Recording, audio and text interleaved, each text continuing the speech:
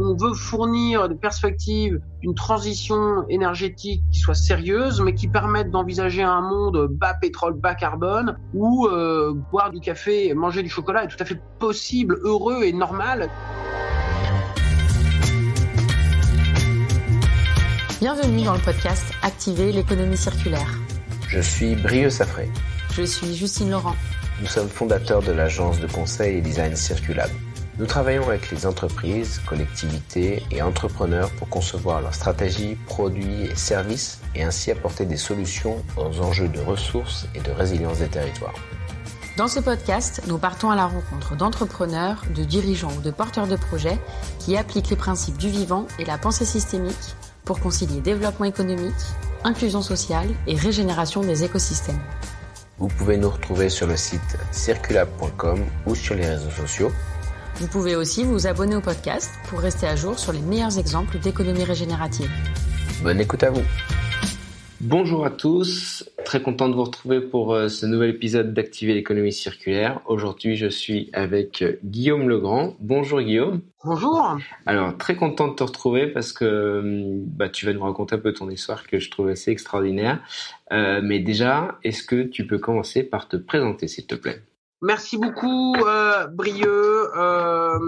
Alors, je m'appelle Guillaume Legrand, j'ai 38 ans, je suis cofondateur et président de Taut Transport à la voile.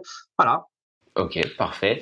Alors justement, est-ce que tu peux nous présenter un peu ton parcours comment tout simplement tout ton parcours t'a amené à créer Taut et parler de transport à la voile surtout en 2020. Alors c'est pertinent, mais pour ceux qui découvrent Taut en nous écoutant, ça a déjà quasiment une dizaine d'années, donc je pense que tu vas avoir pas mal de choses à nous raconter. Mais avant de nous raconter ces 10 ans, est-ce que tu peux nous raconter un petit peu tout ton cheminement jusque-là ? Bien sûr. Oui, l'idée n'est pas venue comme ça, n'est pas tombée du ciel un matin. Petit, dans les années 90, du côté de Bénodet, sur un petit voilier avec mon grand-père, j'ai découvert la voile de façon tout à fait humble, Et finalement, la puissance du vent, la façon dont marche un voilier, c'était très low-tech à l'époque. On n'avait pas de GPS, d'un point de vue même de la météo, c'était pas très pro ce qu'on faisait, loin de là. On allait parfois à l'étrave regarder s'il y avait pas des cailloux devant, etc. Et à mes 8, 9, 10 ans, puisque ma grand-mère voulait vendre le voilier et que mon grand-père ne voulait pas, je me suis retrouvé finalement un peu parfois à naviguer sur ce bateau de façon quasi autonome, en comprenant en tout cas de fait comment ça marchait et à réaliser vraiment, y compris sur un tout petit bateau d'une certaine façon, que border une écoute, ça demande une force énorme et que le vent est là. Il est hyper abondant et on peut l'utiliser, on peut pas le maîtriser, mais on peut faire de son mieux pour que le vent déplace un bateau qui fait plusieurs tonnes et qui va quand même vite. Et alors c'est pas à ce moment-là que j'ai réalisé en 1990 que faire de la voile avait une pertinence dans la transition énergétique, mais c'était là quelque part déjà dans ma vie. T'avais même pas 8-10 ans en plus, là.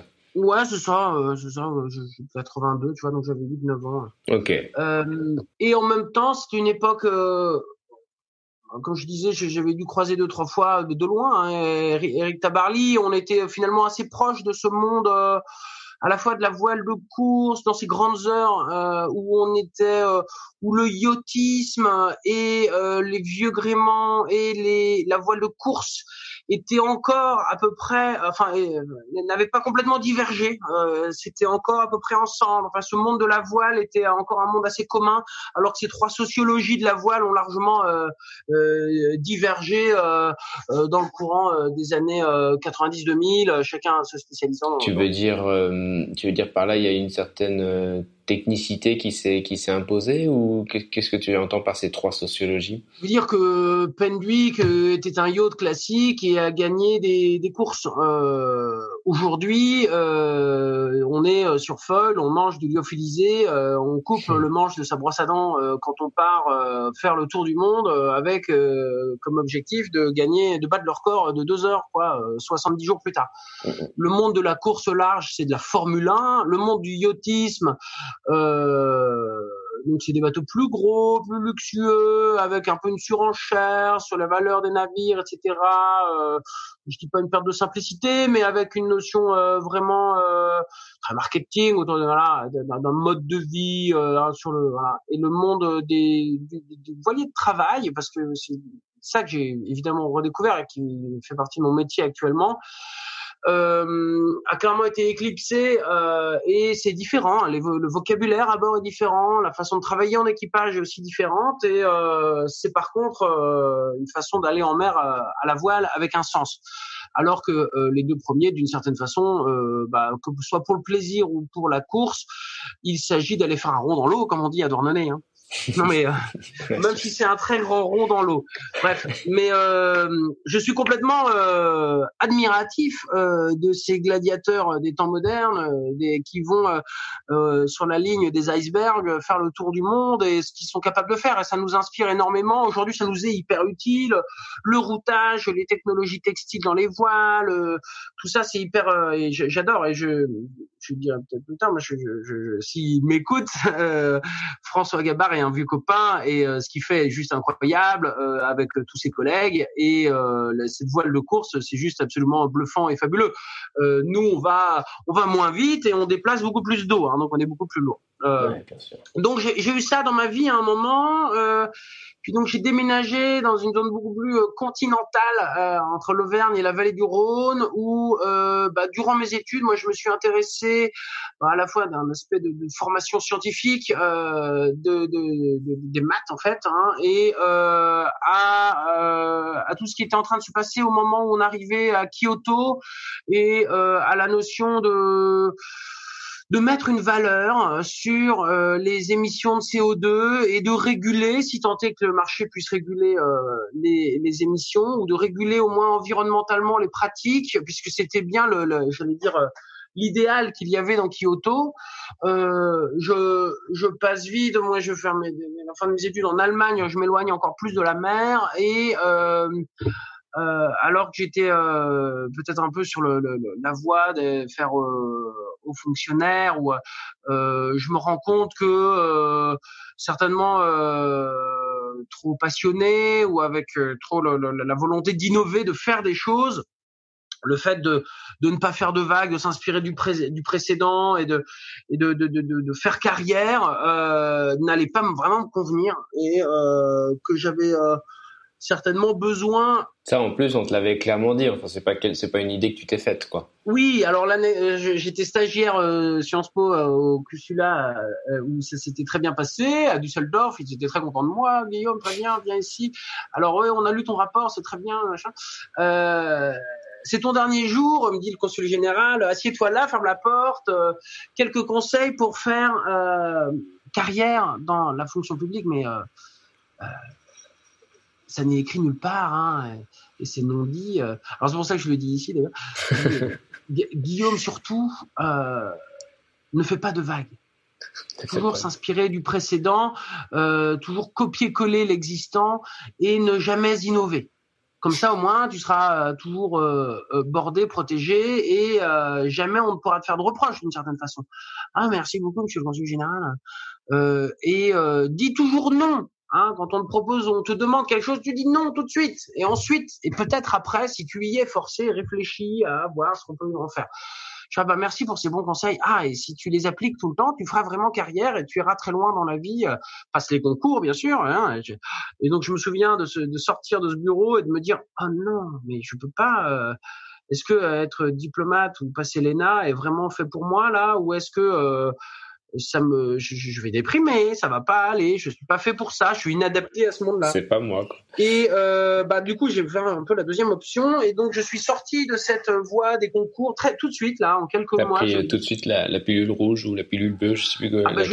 Alors, il y a une fable de La Fontaine qui s'appelle Le loup et le chien, où donc un loup rencontre un chien, et ça vaut du coup de la relire. Et le dernier vers dit et depuis il court encore. le loup se rend compte qu'en fait le chien est bien gras, bien nourri, mais à un moment qu'il a un collier quand même et qu'il fait pas. Et donc quand il se rend compte de ça et que donc le chien fait pas ce qu'il veut, le loup s'enfuit en courant. Et donc moi, quand je me suis rendu compte de ça, je suis parti en courant. Et depuis, je cours encore. C'est-à-dire qu'effectivement, c'est une voie difficile, de pas choisir la voie qui est un peu tracée.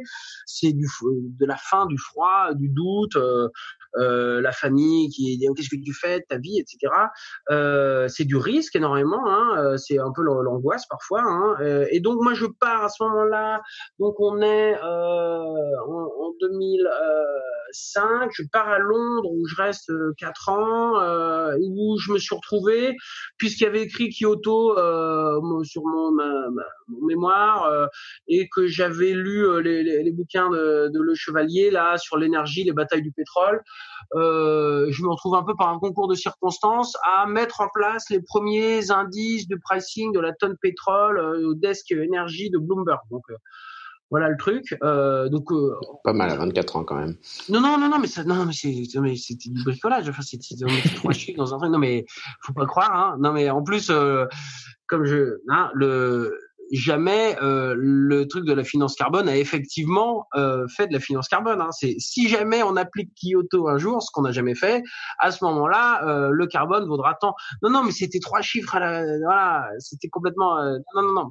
Bref, et je fais ça donc quand même un peu hyper intense en termes de boulot et tout. Et puis donc moi je rentre, je voulais pas non plus faire mon trou Londres, voilà. Et j'avais besoin de me former, j'avais pas fait. Donc je fais un master donc en développement durable et en énergie et environnement.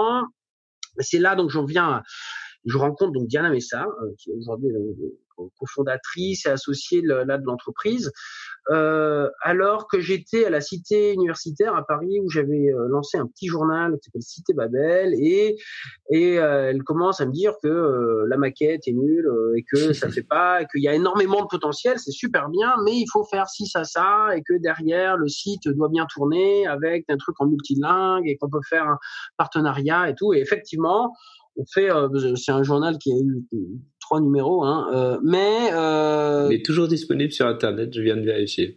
Ah oui, alors il y a quelques articles. Ouais, notamment un très bon article qui aurait pu te correspondre à un moment de ta vie, puisque le dernier article, c'est pourquoi je veux quitter Paris, mais que je ne veux pas partir. Ouais, par un Canadien, c'est ça? Ouais, la version originale est en anglais, donc c'est probable. Ouais, c'est ça. Oui, alors il y avait, je crois, une lecture de Kropotkin et de l'entraide et de la façon dont comment on allait le mieux survivre face à un monde où on a une lecture finalement du darwinisme social qui est très unilatérale et en fait Homo sapiens sapiens que nous sommes, on est des animaux de l'entraide principalement, donc j'étais très dans cette phase-là moi à l'époque. Alors en Angleterre aussi, j'avais retrouvé la voile, j'avais retrouvé la mer, j'avais été naviguer quelques fois, et j'avais retrouvé un peu ces sensations, plutôt yachty, mais bon voilà. Et j'avais eu cette idée avec le peu d'argent que j'avais et 2-3 copains, alors d'acheter un ketch en acier de 14 mètres et d'aller faire une transatlantique. Et à l'époque où fleurissaient déjà les labels bio, les Organic Farmers Market à Spitalfield, machin, à Londres, de me dire on met tout ce qu'on a, on va acheter 3 tonnes de café et avec un torréfacteur, on parle du low carbon coffee. Là, c'était un peu, voilà, c'est quelque chose qu'on voulait faire en 2006-7. Donc évidemment, ça ne s'est jamais fait, c'était complètement naïf. Aller acheter du café, le dédouaner, l'importer, y aller. Donc déjà l'expédition maritime en elle-même, c'est pas fait. Mais déjà l'idée fixe était là en moi. Et donc bien longtemps après, alors que mon stage, j'étais à Marseille, j'étais face au Vieux-Port et alors qu'on est à 26-7 ans, un peu dans le doute absolu, existentiel de la vie, qu'est-ce que je vais faire et donc j'avoue à Diana que je voulais faire du transport à la voile. un peu la honte, quoi. Enfin, je veux dire, c'est une idée qui me quitte plus du transport. Je me dis bon, ça y est, quoi. Elle va me dire que c'est une idée une lubie voilà. Et elle me dit au contraire, mais c'est super, c'est une idée super. Ça peut changer le monde. Il y a énormément de travail à faire. Regardons ce qui se fait, qu'est-ce qui existe, y a-t-il des labels, des choses comme ça.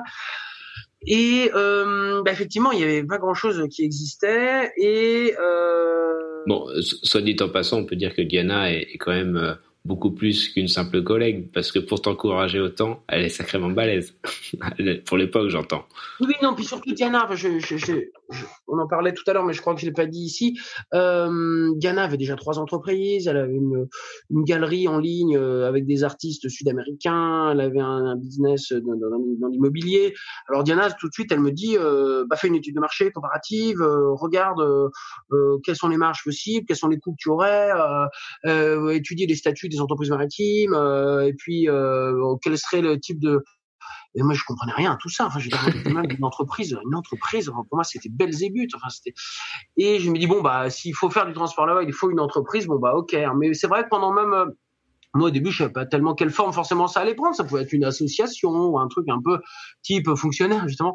Et donc, non, on fait du transport. C'est là, dès le début, que je comprends qu'on fait du transport maritime à la voile, c'est de la marine marchande, qu'on fait du commerce à la voile, et que c'était pas du tout bisounours, que c'était au contraire quelque chose où on allait s'affronter, ou du moins se confronter à une réalité qui est celle de l'hyper-efficacité de la flotte mondiale, des dizaines de milliers de cargos qui naviguent de façon hyper performante, on peut dire d'une certaine façon, c'est-à-dire assez rapidement, avec une grande fréquence, absolument gigantesque en termes de capacité, avec aucune contrainte environnementale, avec du fuel lourd qui coûte presque rien et qui est consommé de façon sans limite, avec des normes sociales qui sont clairement nivelées par le bas, avec des armements qui pratiquent on va dire le chantage fiscal ou à la subvention ou au pavillon, etc. Et donc un coût du transport maritime que déjà il faut étudier dès le début, qui est un coût marginal nul.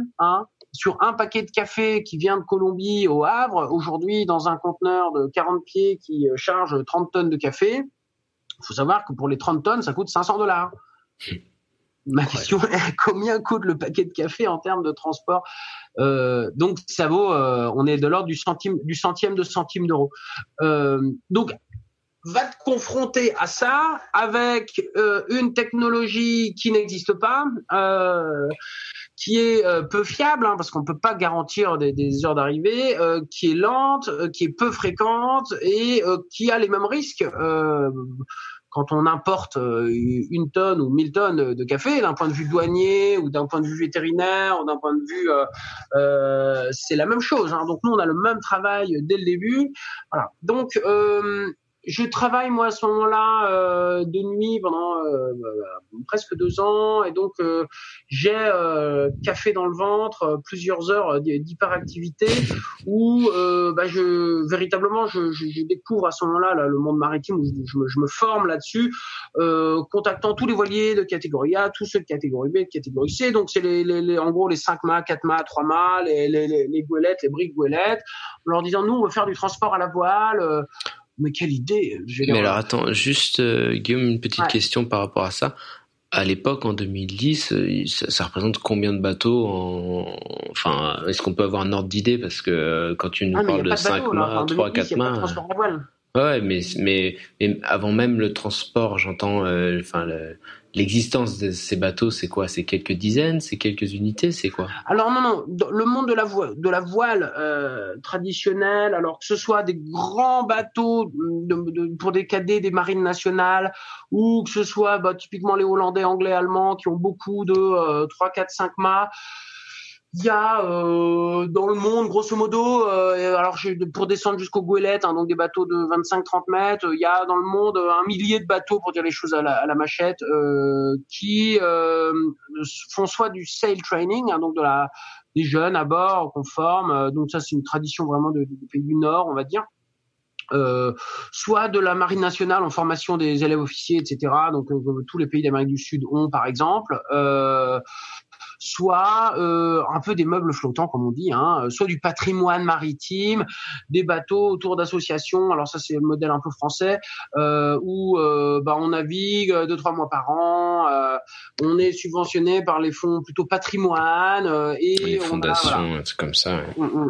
Donc il existe, ces bateaux-là existent quand même. Moi, je connaissais pas du tout, d'ailleurs, ce monde-là à l'époque, et je le découvre en les contactant directement en disant, j'ai 7 palettes de bières bio en Angleterre que je veux livrer à des Biocoop de Finistère. Est-ce que vous êtes avec moi? Combien vous voulez? Voilà.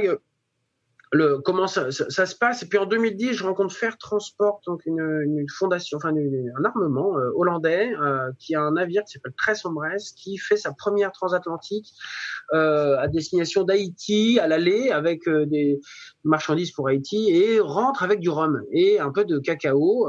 Et donc nous, on travaille tout de suite avec eux à distribuer un rhum parce qu'il est transporté à la voile, et du chocolat un peu, donc on n'avait pas grand-chose, et assez rapidement on développe, y compris avec eux, des routes un peu de cabotage. On se dit ça peut être intéressant également autour des côtes européennes. Angleterre, la Transmanche dans un premier temps, Angleterre, France. Nous, on était en Pointe de Bretagne, on était à Brest à ce moment-là. De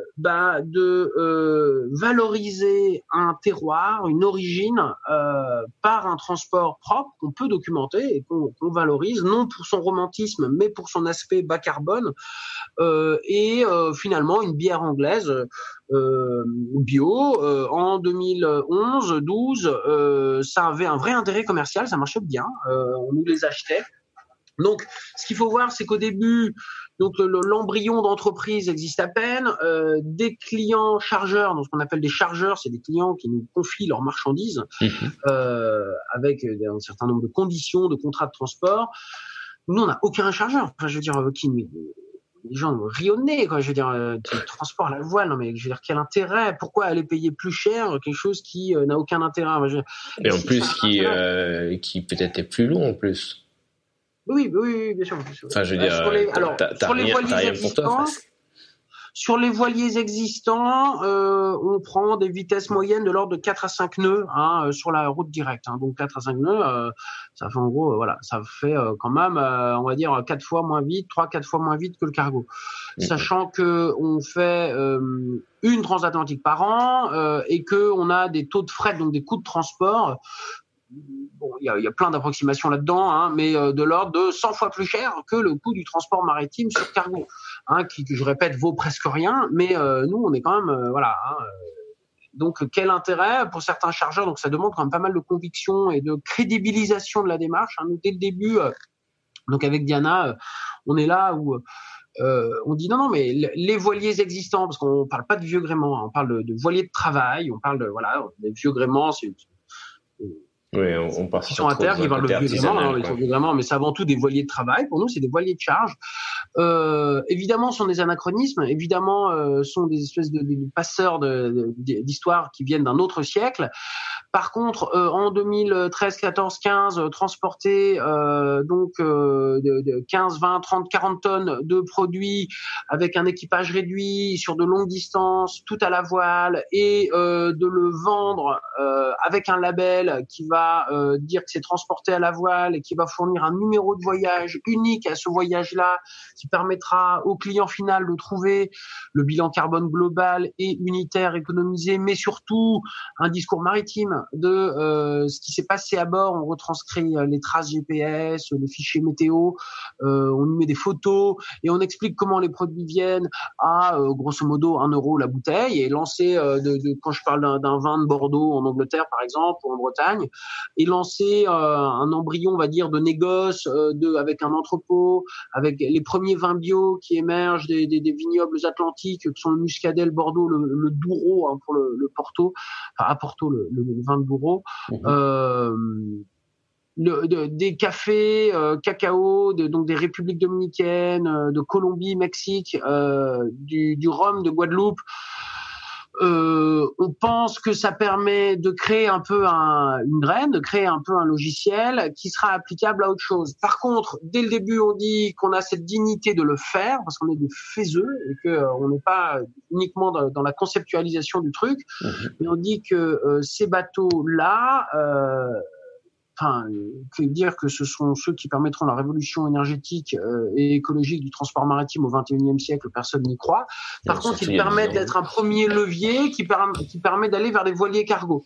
Les voiliers cargo, dès 2013-14, on se rend compte que c'est ce qu'il va falloir qu'on fasse grâce à l'expérience qu'on acquiert au fil des années, aller sur des navires de plus de 100 mètres, recopier le gigantisme et donc risquer financièrement, technologiquement, une sorte d'Everest absolu et un grand écart énorme entre des bateaux qui ont 30, 40, 50, 80 tonnes de capacité et plusieurs milliers de tonnes, 4, 7, 8 000, il y avait un concept de navire qui s'appelait Ecoliner à l'époque d'Extra Naval Architects. On se dit que l'écart est énorme et qu'en fait c'est la meilleure façon d'attendre Godot et la révolution dans les transports à la voile, et pendant ce temps-là il se passera rien et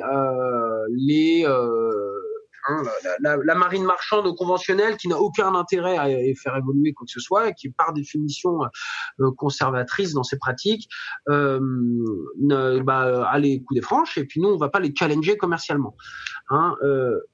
Peut-être un petit mot sur justement les cargos. Il y en a, ça dépend ce qu'on y met, mais on a grosso modo 50 000 porte-conteneurs sur les océans. Ils émettent... Là, tu veux dire il y a 10 ans ou aujourd'hui, ou la situation c'est la même? Ouais. Il y en a tous 100 000 bateaux sur l'eau. Et donc, il y a de la pêche, il y a des tankers, il y a du passager, et il y a du porte-conteneur. On est de l'ordre de 40 000, 50 000 bateaux. C'est à la louche, mais ça donne un ordre d'idée.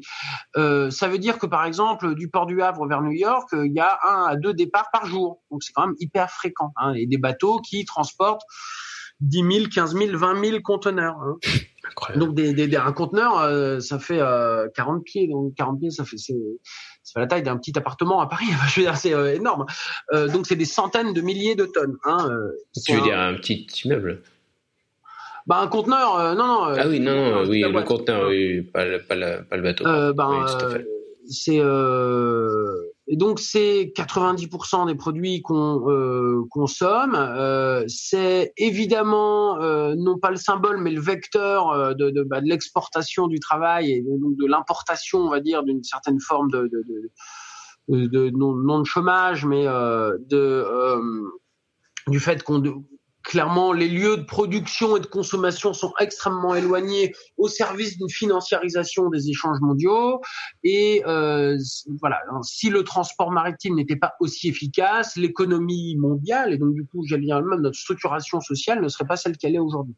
C'est 3% des émissions. Alors que 3% des émissions mondiales, lui il parle, mais 3% des émissions mondiales, vaut mieux isoler le logement. Mais oui, il faut isoler le logement, bien sûr, mais l'avantage c'est qu'on peut isoler le logement, décarboné de façon sérieuse, quand on parle en sciences physiques, je dis de façon sérieuse parce que il y a plein de, j'en dirai pas plus, mais il y a plein d'affichages ou de postures qui parlent de décarbonation, de transition éco-énergétique dans le transport maritime, qui ne sont que des trucs à la marge, de fumée. Non, c'est du greenwashing où rien ne se passe et on met plein de peinture verte.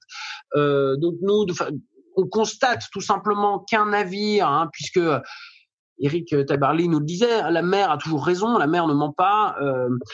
Mettre de l'énergie renouvelable sur un navire de façon un peu sérieuse, en gros un navire de charge, donc qui déplace des milliers de tonnes d'eau, on peut pas lui brancher un câble et une éolienne, ça marche pas comme ça, et on est extrêmement dépendant des énergies fossiles. On peut pas, on est décorrélé, le transport maritime et véritablement le décarboner, c'est pas du tout envisageable, a fortiori en 2010, mais même maintenant, de façon aussi industrialisée qu'on le fait. On est sur des choses qui nécessitent une énorme intensivité énergétique, et l'alpha et l'oméga, c'est les hydrocarbures. Je dis ça parce que le bunker fuel, donc le fuel lourd qui continue d'être 99,9% des carburants mondiaux. On vend la panacée du gaz naturel liquéfié, qui est d'ailleurs un pis-aller qui fait des fuites de méthane, et le méthane réchauffe l'atmosphère encore plus que le pétrole lui-même, donc bravo. C'est l'alpha et l'oméga de déplacer aujourd'hui une carène sur l'eau. Donc déjà nous on s'adresse à ces émissions maritimes qui ont lieu en plus en haute mer, qui souvent n'ont pas de statut juridique très clair, mais c'est ça que nous on veut fournir des perspectives d'une transition énergétique qui soit sérieuse, mais qui permette d'envisager un monde bas pétrole, bas carbone, où boire du café, manger du chocolat est tout à fait possible, heureux et normal d'une certaine façon, et pas du tout dans une vision de l'effondrement machin. On peut transporter des passagers, on peut exporter des confitures françaises, des cognacs, du champagne importé, du sirop d'agave, des sirops d'érable, ou importer sur des navires qui vont à 10-12 nœuds, donc qui vont vite, qui vont uniquement par la force du vent avec un nombre assez réduit de marins, et c'est ça qu'on veut prouver dès le début. Alors, attends, juste pour les non-initiés, 10-12 nœuds, ça fait quoi? C'est 20-25 km/h? Ouais, 20 km/h, ouais. Et alors, juste pour rebondir aussi sur tout à l'heure ce que tu disais, alors effectivement, c'est seulement 3% des gaz à effet de serre au niveau mondial, mais en fait, ces 3%-là, et tu l'as évoqué avec tout le lien sur le pétrole, c'est aussi, ce mode de transport maritime avec tous les hydrocarbures, ça a aussi des conséquences sur tout le reste, c'est-à-dire sur nos modes de consommation, sur nos modes de production, etc., etc. Donc finalement, si on faisait toute l'addition véritable qu'a permis ce transport maritime avec tous ces hydrocarbures, ce serait nettement plus finalement. Enfin, on est complètement dans la déraison, quoi. Oui, bien sûr. Il est l'outil des relations Nord-Sud qui, je pense, n'ont pas fait leur transition non plus, j'allais dire sociale depuis le 19e siècle, parce que le transport maritime est là aussi pour les relier directement au nord dans la stratégie de prédation qu'a le nord, grosso modo, sur les richesses du sud. Et il est dans l'hyperliquidité des ressources mondiales, donc des biens qui ont le même prix à tout point du globe tel qu'on les imagine. Donc la grande marchandisation du monde. Ça, c'est le transport maritime. Mais bon, après, nous, on s'adresse de façon assez... Alors, puisque, je le disais dès le début, nous, on fait pas ni un parti politique, ni une association, ni... on porte finalement... Il n'y a pas de militance dans ce qu'on fait, il n'y a qu'une action, il n'y a qu'une des expéditions maritimes, il n'y a de l'affrètement, de l'armement, il n'y a que du transport maritime. Donc, positivement, nous, on propose des routes qui sont marginales, infinitésimales, mais voilà, dire que... tu ne connais pas la personne qui a confectionné ta chemise et que ça, c'est certainement le transport maritime. C'est pas quelque chose que nous on dit directement, tu vois, ça fait pas partie de notre discours commercial. Dire que tout vient de loin et que on perd même la capacité à avoir une préférence pour certains types de produits, parce que tout est complètement anonymisé, on peut pas savoir par quel bateau ça vient, d'où ça vient, etc. Et donc tout ça fait le jeu finalement de cette standardisation des modes de consommation et de cette incapacité des consommateurs à choisir quelque chose qui par exemple serait plus sobre, ou ou par exemple il y a des projets de ralentir les flottes mondiales. Donc ça c'est super intéressant, parce que si on ralentit la flotte mondiale qui va grosso modo à 20 nœuds aujourd'hui, si on met tous les bateaux à 10 nœuds, on baisse déjà de 20% les émissions, 30%, 35% les émissions mondiales. Et on pourrait dire par exemple qu'il existe un label, peu importe, d'habits ou qui serait applicable sur tous les produits, qui dit ce produit a été transporté sur un bateau slow steaming, qui ralentit. Évidemment, la structuration même avec donc les transitaires, les freight forwarders, les armateurs mondiaux, et le fait que cette chemise que tu as sur les épaules, non seulement tu ne sais pas qui l'a faite, mais par quel bateau elle est venue de Chine, le cas échéant, et par quelle compagnie maritime, par quel type de marin, etc. Donc en fait, tu es pourtant le payeur final de ce transport maritime. Tu pourrais demander à avoir cette information qui t'est confisquée d'une certaine façon. Ouais. Donc nous, on arrive avec rien, pas de techno, pas de client, face à un existant qui est hyper installé, tout puissant, relativement... Qui peut même pas être mis en question en l'état. Enfin... Les eaux internationales dépendent de la Convention de Montego Bay, donc en gros, ça se passe à l'OMI à Londres, donc en gros, il y a personne qui régule tout ça. C'est le pavillon, l'état du pavillon qui régule les armements maritimes. Donc en gros, c'est le Panama et le Liberia et voilà ce genre d'état-là qui définit les pratiques sociales, environnementales, sécurité des navires. Et nous on dit il faut chanter en fait tout ça, partir avec nos grands voiliers et vendre des produits. C'est d'où l'idée on est prêt à tout de toute façon.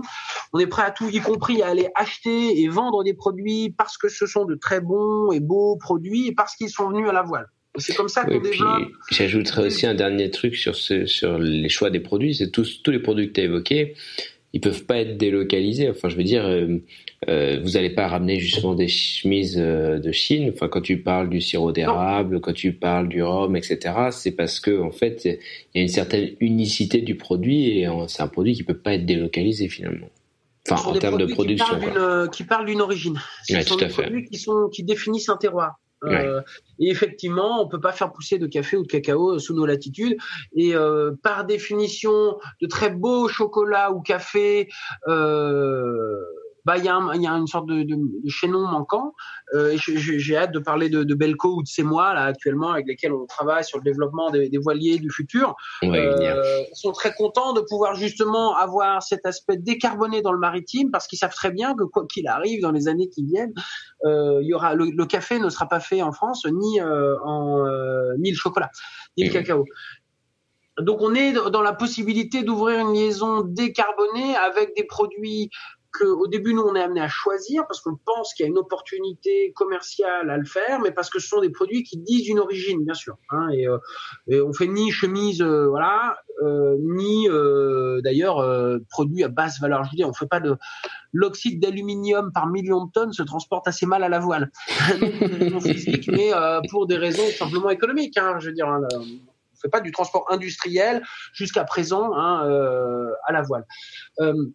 Donc, le fait d'aller acheter des lots de cacao, de café, de rhum, de développer à la fois ce discours qui est très repris médiatiquement, les médias adorent ça donne espoir, etc. Et le fait de vendre des produits, on commence à avoir des premiers clients et donc on transporte pour le compte d'importateurs anglais, danois, des vins depuis les zones de production, soit la France, soit Madère. Donc Madère, c'est parfait pour nous parce que c'est une île, ça nous va parfaitement maritimement ou depuis le Portugal. Pour le compte de Biocoop, on livre des dizaines de milliers de bouteilles de vin, on livre des dizaines de tonnes de café. Donc on commence à avoir vraiment des volumes assez importants sur ces voiliers-là et on commence à trouver les taux de fret, l'équilibre, la nécessité du label, et donc on crée donc de ces labels qui étaient une description générale jusqu'alors en 2017, un label qui s'appelle Anemos, du nom grec du dieu des vents porteurs, et on continue de fournir un numéro de voyage qui est immersif de plus en plus, donc on essaie de s'améliorer à chaque fois. Si vous achetez du café sur notre site, là, vous trouverez un numéro de voyage sur le paquet de café qui vous emmènera à Santa Marta avec les dockers, qui vous emmènera dans la coopérative à la récolte du café, puis sur le port de Santa Marta à quelques kilomètres de là, à charger le café à bord du navire, le Galante, et vous fera suivre sa trace GPS, la météo qu'il a eue à tel instant, comment il est sorti de la mer Caraïbe, pour remonter au-dessus des Bermudes, puis les Açores, en profitant des systèmes d'Atlantique Nord, et on se retrouve au Havre, où on le décharge et on montre comment on l'a fait. Un indice carbone global par rapport à la consommation du moteur du voilier, et donc par rapport à l'existant vous est fourni, ainsi que par paquet de café. Il y a 88 grammes de CO2 économisés par paquet de café grâce à ce transport à la voile. Donc on commence à structurer le discours B2C vers le client final pour lui montrer cette valeur-là, cette option-là, pour forcer l'entreprise fournisseuse, pour forcer nos clients à venir charger des produits parce qu'ils ont beaucoup plus la capacité à le faire. Tout en développant en parallèle, donc 2015 à 2017, on développe la notion d'un navire de 60 mètres pour 1000 tonnes de capacité, 10 nœuds de vitesse moyenne sur la ligne droite. Et pour un budget le plus faible possible, on envisage une dizaine de millions d'euros pour la construction d'un navire, ce qui implique des choix de coques acier, mâts acier, des voiles dont les technologies existantes nous permettent d'utiliser, de construire, de gréer, 12 passagers et des systèmes de chargement efficaces pour qu'il n'y ait pas de poste de surcoût dans l'amont et dans l'aval du transport. Alors attends, justement, parce que là, ça c'est quand même une grosse étape pour Todt. Donc, je me permets de faire une petite interruption pour dire, en gros, depuis 2011, depuis la création de Todt, vous avez transporté environ 1000 tonnes de marchandises, ce qui est quand même pas rien, même si évidemment, comme tu le dis, c'est marginal par rapport à tous les échanges de marchandises via transport maritime. Et là, cet appel d'offres que vous venez de lancer en août, pour 4 voiliers cargo, ils seront tous en mesure de transporter tous 1000 tonnes chacun, c'est ça ? C'est ça à peu près, ouais. Sachant qu'on reste 200 à 300 fois plus petit qu'un porte-conteneur. Oui, alors vous marchez sans pétrole, c'est quand même fou. Ouais, que représente une ferme bio face à une méga ferme céréalière, Que représente des éoliennes par rapport à une centrale nucléaire? Quels sont les rapports d'échelle? Tout à fait. On est dans des rapports d'échelle ou encore plus grands en fait. On est encore plus petit dans ce rapport d'échelle. Pour schématiser, donc soit on fait du petit cabotage, du Bordeaux-Douarnenez ou du Nantes-Saint-Malo, Plymouth, ou avec des vins principalement ou du thé. Soit on fait du grand cabotage, donc je parlais des Açores. Non, je parlais pas des Açores, mais je parlais de Madère. Mais on a les Açores, on importe des Açores, le Portugal, vers la Scandinavie, qu'on pourrait une sorte de cabotage européen, un grand cabotage, ou la transatlantique, que ce soit pour compte propre, pour compte de tiers, si on ajoute tout, donc ça peut être quelques centaines de milles ou des milliers de milles parcourus à la voile, donc c'est pas la même chose, mais si on ajoute tout pour donner un chiffre grosso modo rond, on a environ transporté 1 millier de tonnes depuis qu'on existe. Donc à la force du dos et de la sueur évidemment des marins et de leur savoir-faire. Donc voilà, c'est un chiffre c'est ce qui se transporte, c'est ce qui se transborde en 30 secondes au port du Havre. On parle de milliards de tonnes de marchandises qui sont transportées annuellement, je sais même pas combien. Enfin, je veux dire, donc c'est véritablement la goutte d'eau dans l'océan. Par contre, on est digne, on l'a fait. Ces marchandises ont été transportées, elles ont économisé leur carbone, elles ont trouvé leurs consommateurs, et on n'est pas dans des allégations commerciales plus ou moins infondées ou pseudo-mensongères. On fait vraiment, et puis d'une certaine façon, on respecte aussi ces voiliers existants et on essaie de leur fournir ce qui, à mon avis, est la meilleure façon de les honorer, une descendance de poil de travail. Et donc oui, alors après, ce choix d'un navire de 1000 tonnes de capacité, ça reste un très petit navire. Il faut comprendre ça, qu'un navire de 65 mètres, à l'heure actuelle, c'est quelque chose de très déphasé par rapport au gigantisme des porte-conteneurs modernes. Par contre, d'ailleurs, attends, juste Guillaume, je me permets, c'est 11 milliards de tonnes le fret maritime mondial annuel. 11 milliards de tonnes. Oui, mais on y met le dry, le bulk, les tankers et tout ça. Ça dépend à quoi on se compare. Si on est sur du conteneur, je crois qu'il y en a 3 ou 4. Je me trompe, non ? Non, j'ai que ce chiffre sur le global, moi. Mais tu vas... Le tonnage le plus important transporté, c'est grosso modo le pétrole et le gaz. Ok, évidemment. Et le dry, c'est-à-dire en gros les céréales. Donc, ce qui est vachement rassurant. Enfin, donc voilà. Par contre, avec ce projet, alors nous on développe ça, l'ADEME, que je salue, nous soutient un peu dans un premier projet de R&D. On rencontre nos architectes, on a un avant-projet, on a des plans. Et Le 15 novembre 2017, il y a notre maison, notre entrepôt, il y a tout qui brûle chez nous. En plus, pas très bien assuré. Donc, en gros, on a le ciel qui nous tombe sur la tête. On sait pas du tout, on sait plus où on habite littéralement. Et donc, pendant quelques mois. Mais il y avait des marchandises et tout, ou c'était juste. Ah oui, mais on était en novembre, on venait de remplir l'entrepôt de marchandises. Non, horrible. Et d'ailleurs, l'enquête est pas finie. Enfin, on apprend des trucs en plus. Bref, ah oui, tu penses que c'est pas dû au hasard. Enfin, si l'enquête est en cours, j'imagine que voilà, mais oui, t'as pas tous les éléments, mais on en parlera en off. D'accord, mais bon, on peut émettre l'idée. Ouais, bah voilà. Et donc bon, il y a cette notion aussi de forger du phénix là ou de la salamandre, de forger un peu cette force morale qu'on avait. On est un peu des fous, nous.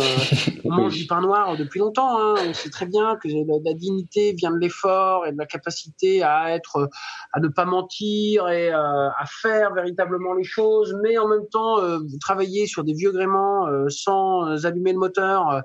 C'est quelque chose qui est quand même hyper exigeant et qui est pas du tout rétributeur. Enfin, je veux dire, on est. Donc, par contre, d'être là, le deuxième étage de fusée, les voiliers cargo, je pense que c'est aussi un moment dans cette espèce d'événement à la fois personnel, énorme et professionnel, complètement ébranlant, qu'on s'est dit bon, maintenant il faut qu'on le fasse.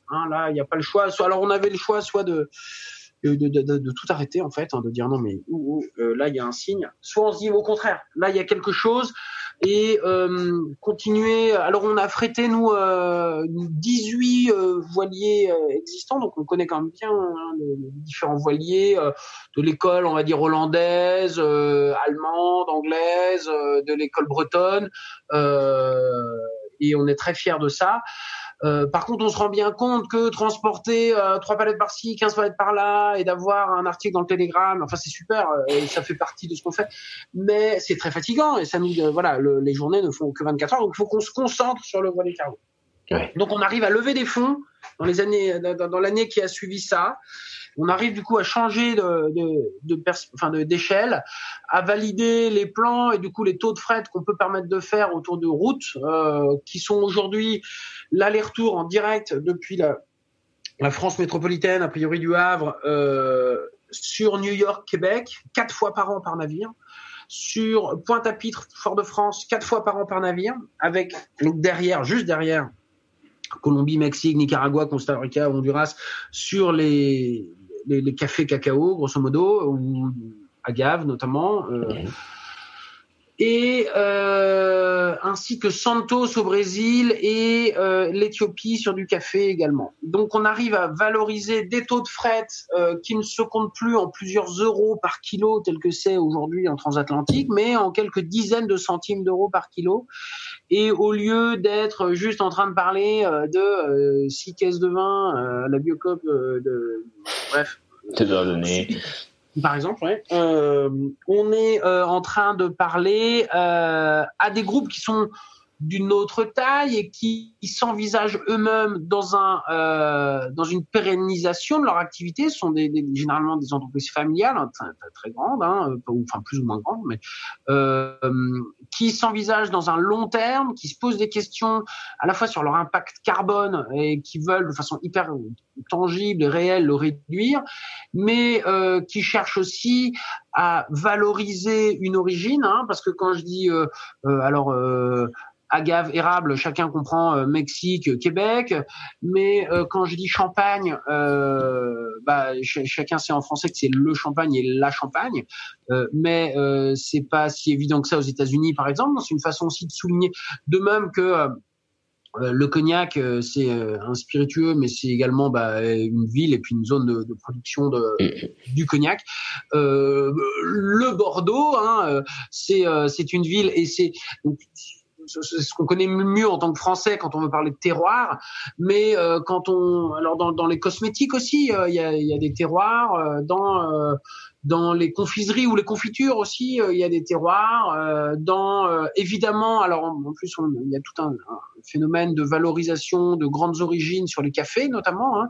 Ouais. Aujourd'hui, on boit un Colombie, on boit un Mexique, et d'ailleurs en Colombie, il y a 15 origines en Colombie. On boit un Santa Marta de Colombie, on boit un Tabasco du Mexique, et c'est très important pour des torréfacteurs et donc des sourceurs de café de grande qualité de pouvoir valoriser cette origine-là. Donc ou alors je parle de C'est Moi qui va nous fournir toute sa gamme Transparence Cacao au départ d'Abidjan, où il y a un travail extraordinaire qui est fait. Là pour C'est Moi, c'est combien de tonnes de cacao?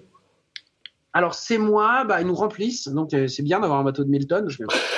Ils prendraient plus s'il y avait plus. 2 fois en 2022, 4 fois en 2023, 8 fois en 2024 et 12 en 2025. Donc c'est aussi pour ce type de chargeur-là qu'il faut construire plusieurs navires. Et ça nous permet d'avoir une fréquence, de répondre aux saisons de récolte. Ça nous permet de répondre aux saisons même de commerciales. Il faut pouvoir, avec une certaine fréquence, livrer à certains moments.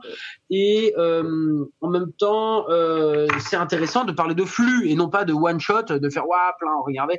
Mais en plus, ce qui est intéressant avec cette notion de flux, c'est que et cette lenteur finalement choisie, c'est que en fait, tu arrives à te réharmoniser avec les cycles des saisons, les cycles naturels. Et on se rend compte que ça marche très bien. Ouais, tout à fait. C'est-à-dire qu'il y a un vent qui s'appelle l'Alizé, qui est établi grosso modo au 10e parallèle nord, donc vers les Canaries, la Mauritanie, là jusqu'aux Antilles, qui souffle entre fin octobre et le mois de mai. Et c'est à partir du mois de novembre qu'on commence à récolter les cafés en Colombie.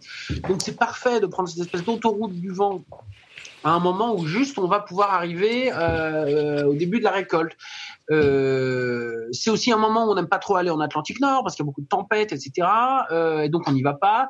Et au moment où il y a les cyclones et où il n'y a plus l'Alizé pour aller sur la mer Caraïbe, les Antilles, c'est avril, septembre où là on a justement des fenêtres idéal pour aller sur l'Amérique du Nord. Donc c'est à ce moment-là qu'on y va et ça tombe bien, c'est là où ils restockent notamment les vins spiritueux et certains produits là dont on parle à cette saison-là. La récolte, et on va entre septembre et février en Côte d'Ivoire parce qu'il y a un vent de nord-est au niveau du golfe de Guinée qui nous permet d'y aller au travers et donc de faire vraiment de la voile et assez vite. Et en même temps, le cacao commence à être, il y a une sorte de concomitance assez naturelle entre. C'est comme si c'était fait exprès. C'est peut-être fait exprès d'ailleurs. On devient mystique. Mais il y a quelque chose qui, entre les vents dominants, les saisons agricoles, si j'ose dire, et les saisons commerciales, qui se goupillent très bien nous actuellement. On se rend compte que comme par hasard, et donc on arrive à bien remplir les navires en fonction des plannings qu'on a. Donc juste par exemple alors quand on va parler d'un chocolat de Côte d'Ivoire, au cacao de Côte d'Ivoire, les gens se disent ça fait pas rêver, c'est ce que je veux dire. C'est pas parce que c'est le premier producteur mondial, c'est 70% je crois. Mais en fait, il y a des cacaos de Côte d'Ivoire qui sont hyper qualitatifs, qui ont des démarches de dingue en termes de cépage, en termes de terroir, parce qu'on parle aussi de cépage et de terroir en cacao par exemple, de traitement post-récolte parce que il y a les précurseurs d'arômes qui viennent d'une préfermentation qui est faite avant le séchage, etc. Des projets qui éminemment doivent être faits en respectant les hommes et les femmes, donc avec localement, c'est le programme Transparence Cacao de C'est Moi. Donc il y a vraiment l'aspect social, environnemental, gustatif qui est mis en avant. Et on a également une convention avec avec une école marine marchande d'Abidjan pour avoir des marins ivoiriens à notre bord. Donc on est dans une démarche où en fait au lieu d'avoir des marins du Nord qui viennent charger les produits du Sud, on a en fait des marins du Sud qui apportent les produits. Donc de même que tout le monde a quelqu'un dans le vin en Gironde, dans sa famille, tout le monde a quelqu'un dans le cacao en Côte d'Ivoire. Donc d'une certaine façon, ils apportent leurs produits et se forment à bord et donc gagnent en compétences, en professionnel, comment on appelle ça, en employabilité, tout ça.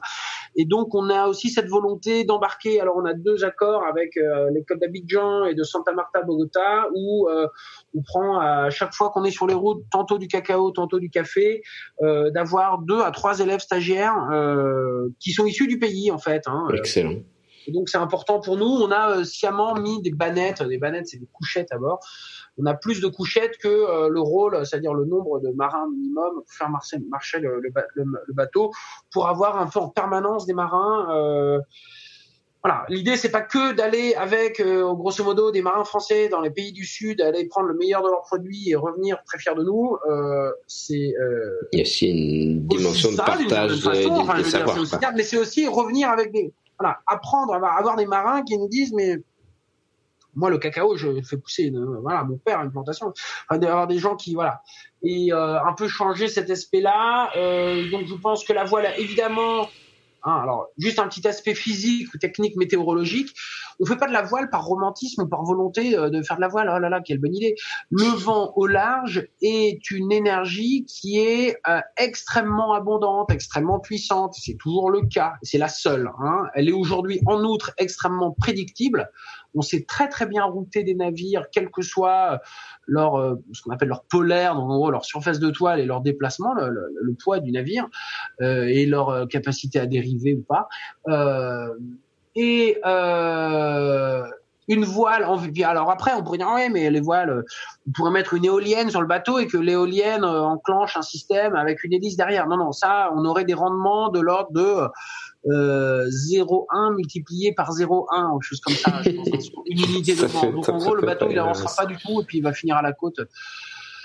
Sur une unité de vent qui arrive sur un bateau à voile, la voile qui fonctionne tantôt comme une aile, tantôt comme un parachute, en fonction que ce soit au près ou au portant, enfin chacun comprend ou enfin voit le truc.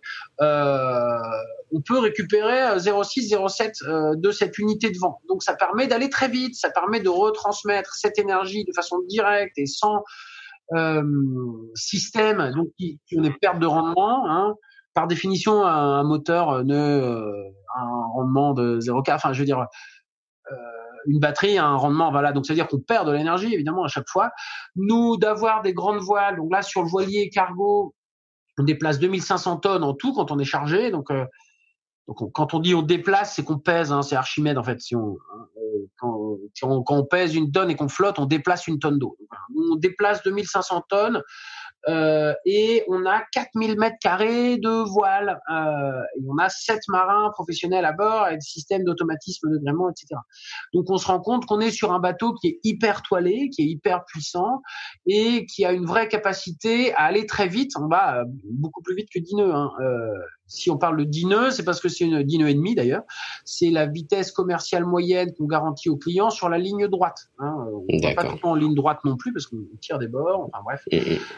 On a une vitesse qu'on appelle critique de carène de près de 20 nœuds. C'est un bateau qui peut donc 20 nœuds, ça va vite quand même. Ouais, c'est clair. 20 nœuds avec 1000 palettes à bord et d'ailleurs 120 barriques. Juste un petit détail juste en 2 phrases. Bien sûr, vas-y. Dès le début, puisqu'on a donc une activité tangible avec des bateaux, on nous a demandé de charger des barriques et des fûts, des tonneaux, à la fois pour transporter du vrac en alcool et aussi pour le faire vieillir dans un vieillissement dynamique. Et donc on a une cale avant sur le navire qui était en termes d'aménagement pas très facile à remplir et donc on la valorise et on peut mettre sur voilier cargo on met 1000 palettes euros équivalent donc d'une tonne chacune et on met 130 barriques de 225 litres. Incroyable. Donc aujourd'hui on a pu et on est ravis charger les origines Colombie, Mexique, Amérique centrale, Brésil et Éthiopie pour Belco, qui est une magnifique entreprise basée à Mérignac et d'origine havraise, qui est donc un sourceur véritablement de café de haute qualité, d'origine, dans une démarche qui est mieux disante d'un point de vue social et environnemental. Ouais. On a 6 mois... Alors attends, juste sur cette entreprise-là, tu as évoqué l'Éthiopie, donc vous projetez même de passer par le canal de Suez ou Exactement. Ok, excellent. Et derrière la mer Rouge. Ok, avec là aussi d'autres idées de marchandises précises ou mis à part le café avec les Éthiopies. Oui, d'accord. On remplit le bateau au retour. Par contre, à l'aller, on a des petites idées, ouais. Ok. Ça, c'est au stade d'idées pour l'instant, hein, mais on sait qu'à Djibouti, il y a plein de gens et donc ils ont besoin de plein de choses. Donc, on réfléchit à ça là. Et d'ailleurs, on est en train aussi d'ouvrir les pilot charts, là, les différentes analyses statistiques météo en mer Rouge, parce qu'il y a plein de vent en mer Rouge. Si des auditeurs connaissent Henri de Montfred, dont je conseille vraiment la lecture, il a beaucoup navigué en mer Rouge, et nous on veut utiliser ce vent, un vent du désert en fait, qui est souvent un vent de travers, qui est très puissant en fait, et qui permet d'aller vite en mer Rouge. Donc voilà. Et pour ceux qui veulent envoyer des marchandises à Djibouti ou en Éthiopie, ils peuvent te contacter. Tout à fait. TOWT, Tango, Oscar, Whisky, Tango. N'hésitez pas, on vous trouvera. Une bonne place. TOWT.eu. Non, je fais pas ma pub. Non, mais t'inquiète, on le mettra dans l'article. Et ok, excellent. Alors, tu viens d'évoquer cette entreprise de café. On a lancé l'appel d'offres, chantier. Ouais. Donc là, on a finalisé ce qu'on appelle les specs, donc le cahier des charges, les plans, etc. Et on fait appel à 6 chantiers européens à qui on demande de renvoyer leurs propositions à la fin du mois. Donc là, je prends du temps pour le podcast, mais je ne dors pas la nuit. Non, c'est vrai qu'on est occupé en ce moment. Donc, je parlais de Belco, c'est moi. Ethic Drinks sur l'exportation de vin. Longto, les rhums Longto, ça c'est intéressant. De Guadeloupe, on va ramener tout leur rhum à la voile. Excellent. Et en plus, on va leur exporter de métropole tout ce dont ils ont besoin là-bas, parce qu'ils sont aussi un peu sous perfusion de produits. Donc, les bouteilles, les bouchons, les emballages, etc. Donc, tu veux dire tout ce qui est lié à leur conditionnement, quoi. Ouais. Il y a vraiment une démarche logistique pure, qui lie justement dans les outre-mer, enfin la métropole à ses outre-mer. Et question idiote dans cet exemple-là, mais une fois que vous avez ramené les bouchons, les bouteilles, etc., le bateau reste sur place le temps que tout soit conditionné Non, on charge d'autres choses qui ont été remplies un mois plus tôt. D'accord, ok. Non, on n'attend pas qu'ils remplissent ses bouteilles, les bouches, les mettent en carton, puis on attend Georges qui arrive, mais parce que sa femme est enceinte, il n'a pas donné un... Oui, j'imagine il y a des Non, nous, on décharge en charge et on se casse. Non. Ok, l'escale doit durer le moins longtemps possible. Donc ça roule. On chargera certainement des bouteilles pleines qui auront été livrées, quelques semaines, mois avant.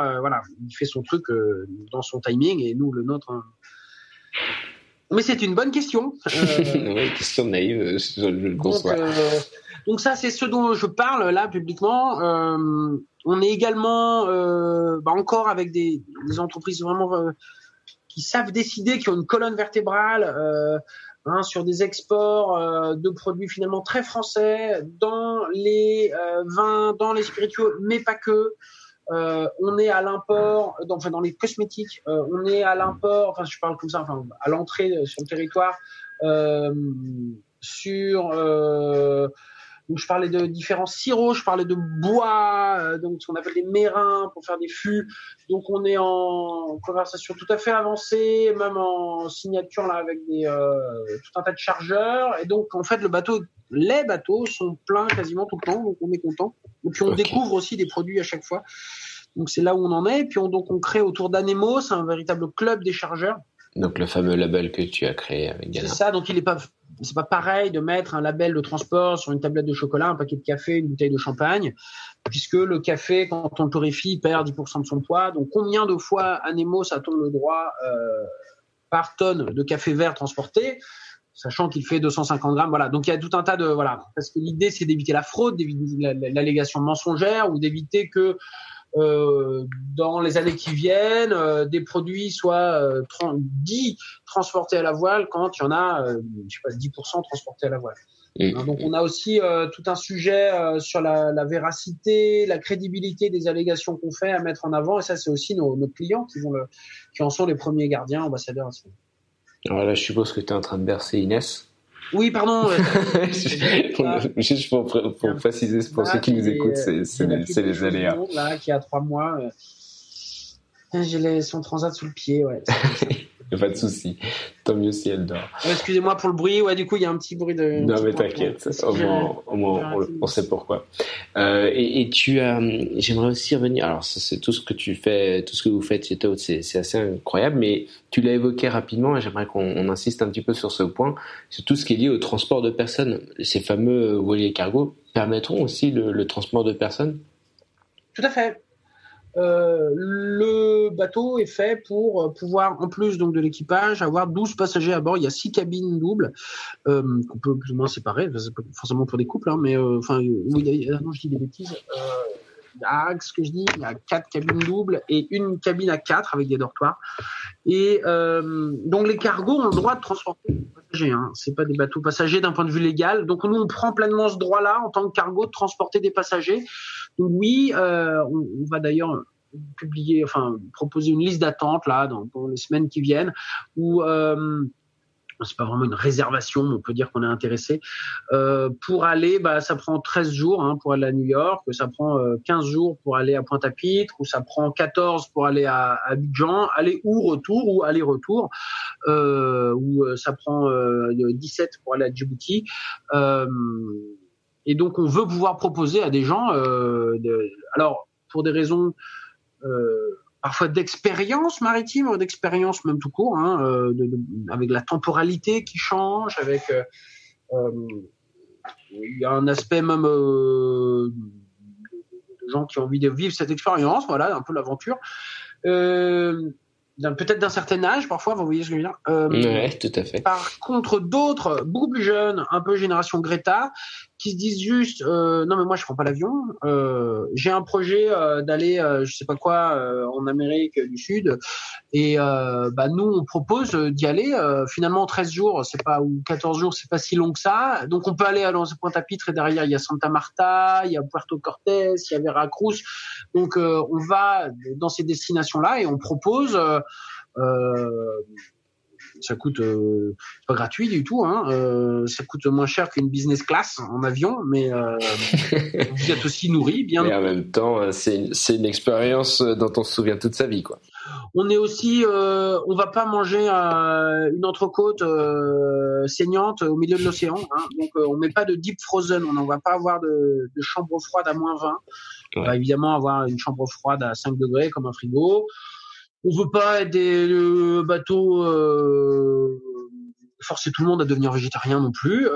Donc on aura un peu de viande au début et puis au milieu et à la fin, on aura des fromages, des charcuteries, des œufs, des choses comme ça. Beaucoup de légumes, à la fin plutôt des oignons et des voilà. Non mais c'est vrai, on veut retrouver aussi ce côté-là pour des raisons carbone, de pas avoir un groupe électrogène qui passe son temps à refroidir à -20 un truc dont on sort des burgers qu'on met au micro-ondes, non mais l'enfer.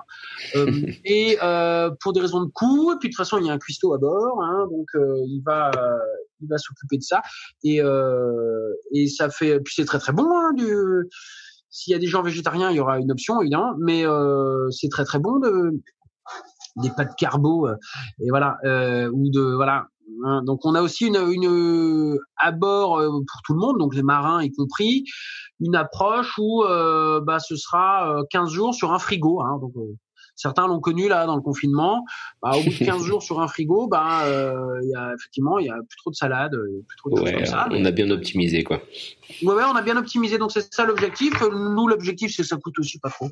Ça coûte pas trop cher et qu'on puisse avitailler, donc c'est-à-dire on avitaille un navire dans les pays de destination, tout simplement en envoyant le commis et le cuistot au marché à Santa Marta ou à Abidjan et ils y vont avec une brouette là ou une camionnette plutôt et ils reviennent avec des produits que eux-mêmes savent traiter quoi, pas forcément aller uniquement chez les ship chandlers qui amènent avec 3 coups de clic des produits à -20 degrés qu'on met directement qui viennent de je ne sais où à l'autre bout de la planète et qui sont dégueux et qui sont sanitairement contrôlés. Non, nous l'idée c'est de pouvoir contrôler aussi ce qu'on mange, de bien manger c'est tout simplement toute la cohérence du projet se retrouve là aussi quoi. C'est ça. Et puis alors par exemple quand on va au marché à Abidjan, qu'on veut acheter de l'huile du lait de coco ou de l'huile de palme, parce que l'huile de palme c'est pas forcément, c'est aussi artisanal et local dans certains endroits. Il faut rester raisonnable, oui, tout à fait. Et puis tout dépend de comment c'est produit. C'est le moment où on achète plein de lait de coco et plein d'huile de palme, qu'on n'achète pas sinon quand on est au Havre en escale, où on achète plutôt d'autres choses. Excellent. Et justement, alors tu nous as raconté vraiment toute l'histoire une petite partie de l'histoire de Togs, parce que j'imagine que tu pourrais nous en dire encore pendant des heures, mais comment tu vois justement l'évolution alors j'ai pas envie de te demander l'évolution du fret maritime en général, mais du transport vélique, parce qu'il y a d'autres initiatives qui commencent aussi à arriver comme ça.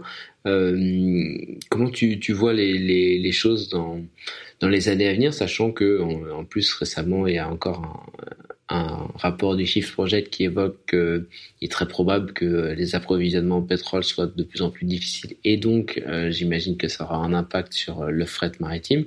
Alors avec ces quelques éléments-là, et il y en a beaucoup d'autres, comment tu vois l'évolution du transport vélique pour les années à venir, mis à part évidemment l'arrivée de vos fameux voiliers cargo?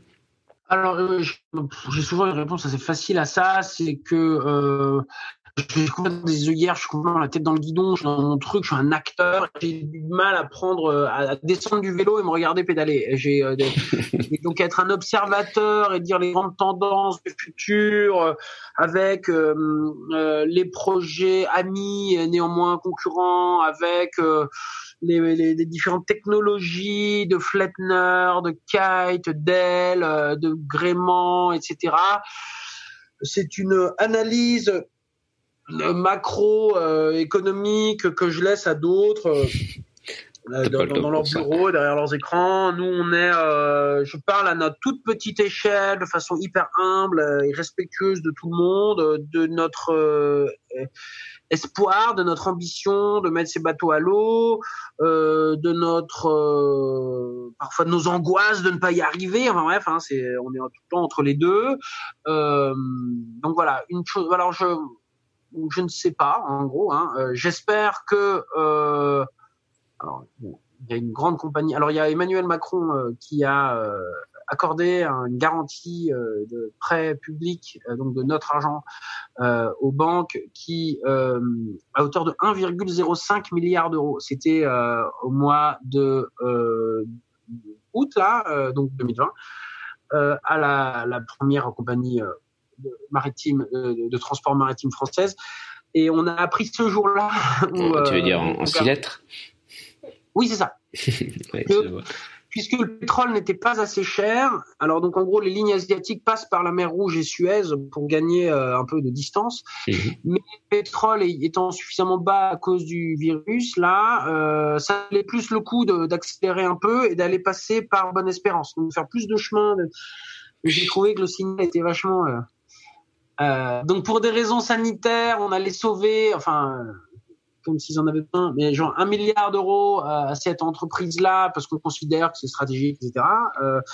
Et le jour où il y a cette annonce qui est faite, eux disent, vu le prix du pétrole, on va faire, je crois que c'est 3000 milles de plus, pour faire le tour de l'Afrique en accélérant, donc en consommant plus de pétrole, mais il est pas cher, donc ça le fait, pour ne pas avoir à payer la soulte du passage du canal de Suez.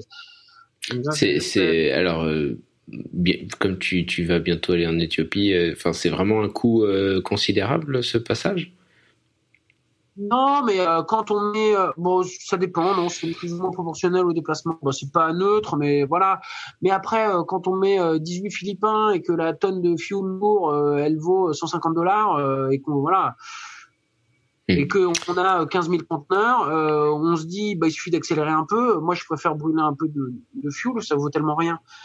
Et c'est toujours pareil, c'est une analyse coût, c'est une façon, en plus tout se fait dans la négo, c'est un peu le shipping, c'est un peu une industrie de gros bras, tout se fait un peu, ça permet de mettre de la grosse pression à l'autorité du canal, à Suez.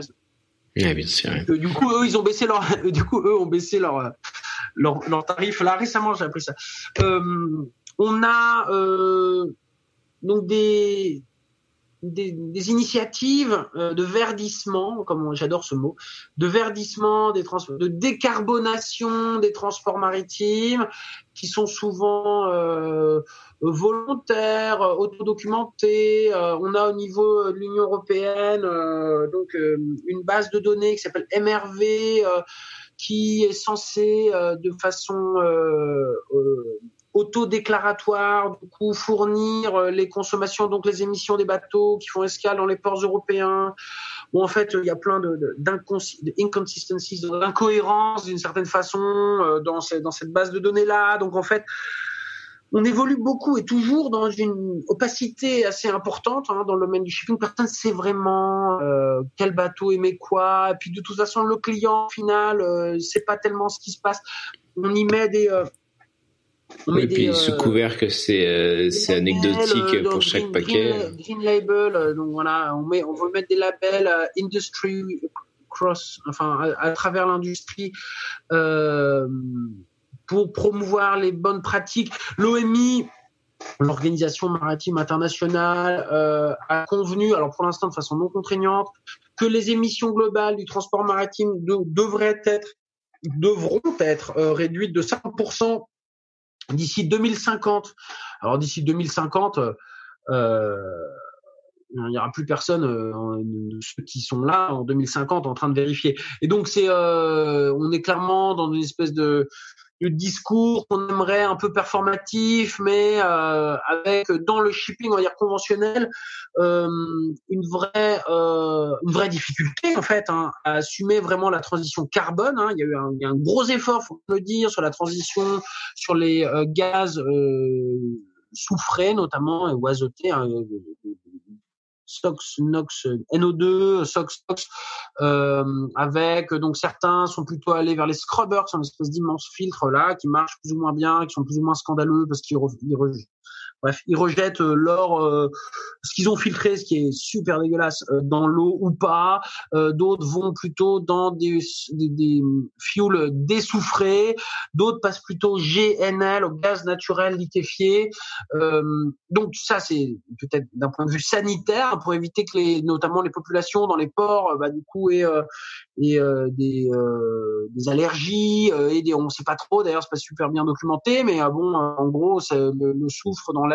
Donc le transport maritime, c'est 25% des émissions de soufre mondiales, donc c'est monstrueux, c'est plus que les volcans. Et donc ça crée quand même des pluies acides. Enfin, c'est quand même vraiment. Donc on essaie de faire. Il y a un vrai effort, on va dire, qui est fait là-dessus, avec plusieurs solutions technologiques. Donc ça, c'est sur les aspects particules et soufre, mais rien de ce dont on parle de carbone. Le fuel, qu'il soit décarboné ou pas, c'est la même chose d'un point de vue des ours blancs, si j'ose dire. On nous vend beaucoup le gaz naturel liquéfié comme étant un vecteur de révolution de la décarbonation des transports maritimes. Alors je vais pas du tout polémiquer, mais grosso modo, quand on va brûler dans une machine gaz naturel liquéfié, on va effectivement, si on prend vraiment les œillères et qu'on regarde uniquement la machine et le déplacement du navire, on économise de l'ordre de 10 à 15% d'émissions de CO2, 20 disons. Ça veut quand même dire qu'on émet 8 sur 10 du fossile qui vient directement du fin fond de la Terre. Ce qu'on ne dit pas, c'est que du coup, les cuves de GNL sont immenses, infiniment plus grosses que celles de fuel. Donc en fait, on transporte moins de marchandises. Donc on a. Donc en fait, dans l'absolu, en relatif, on émet plus, quoi. Je le dis de façon purement, c'est à la limite, c'est Lavoisier et Descartes, c'est beaucoup de militants ce que je dis. Dans l'amont de l'approvisionnement donc du gaz naturel, c'est du méthane, c'est du méthane fossile qui vient grosso modo de Norvège, d'Algérie, de Russie, surtout de Russie. On est dans clairement une politique russe du plus grand énergéticien français, donc le gouvernement le suit bien volontiers. Dans l'amont de l'approvisionnement en gaz, de ces stations de compression et refroidissement pour faire du gaz naturel liquéfié, on a plusieurs points de fuite en fait. Donc le méthane, il fuite, c'est comme ça.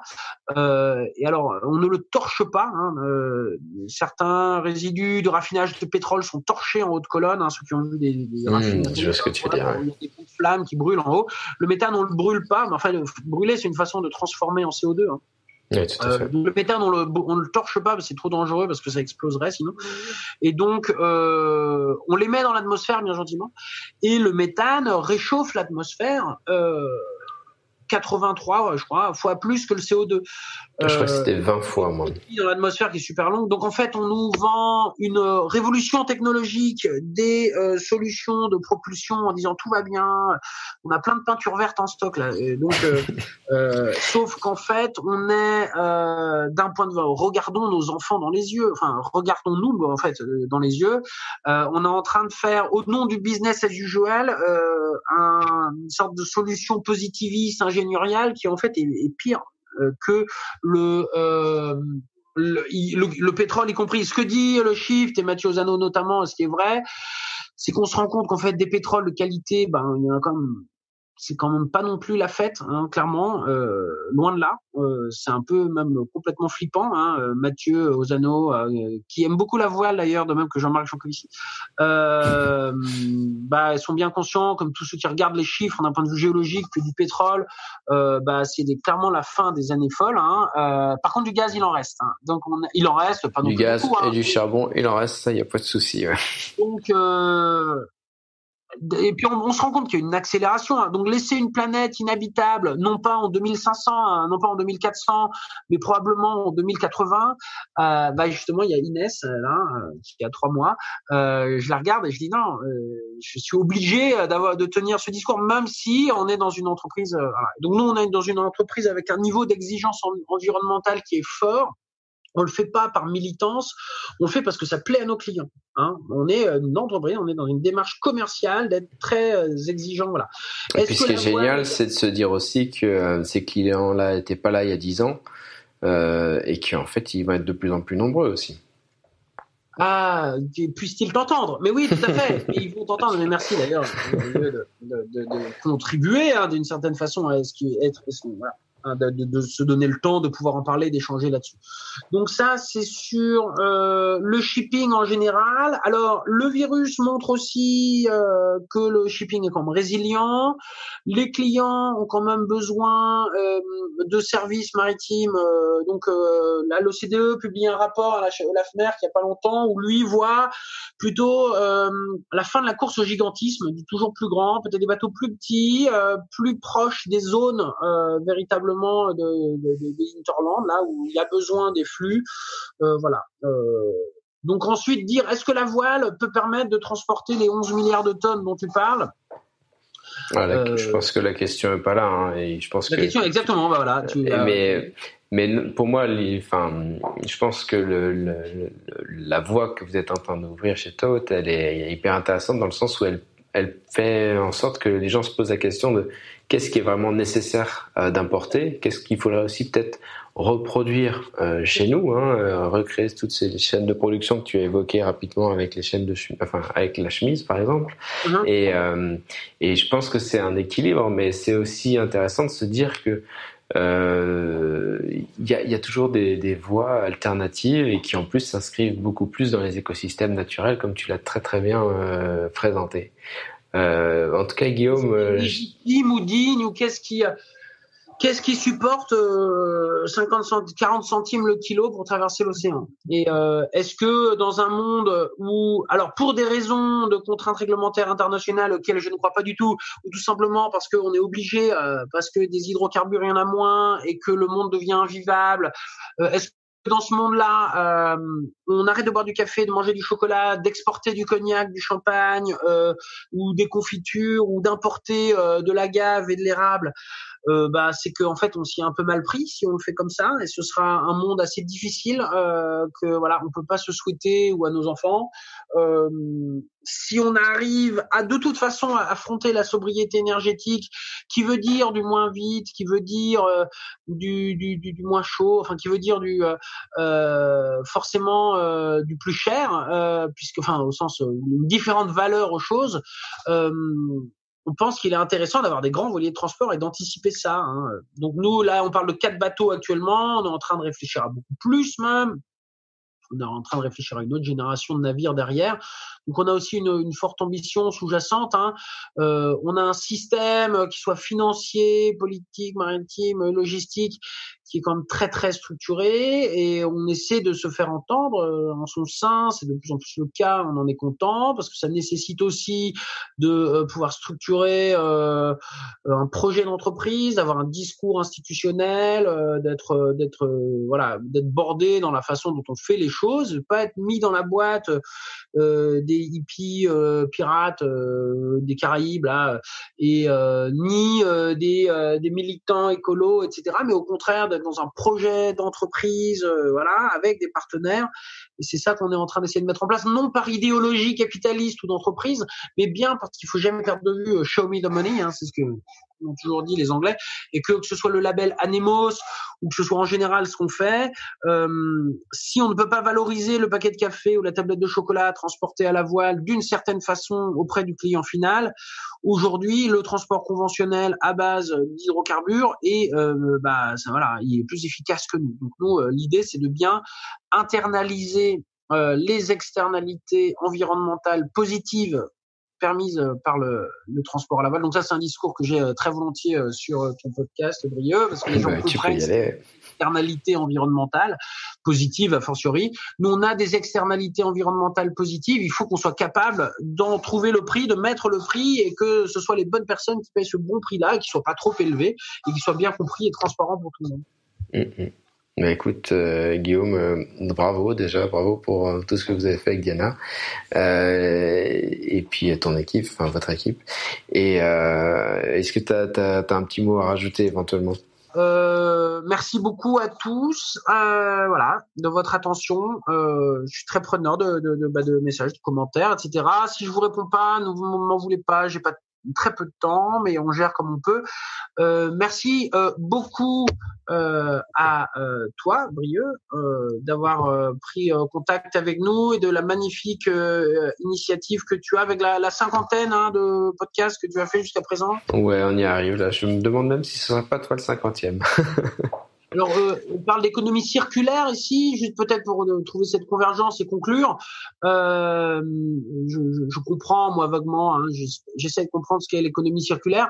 Nous, on est dans un tour de l'océan. On est alors par exemple pour le compte d'un producteur de chaussures équitables là dans le Brésil, dans l'idée de leur apporter également les chaussures une fois qu'elles ont été recyclées en France.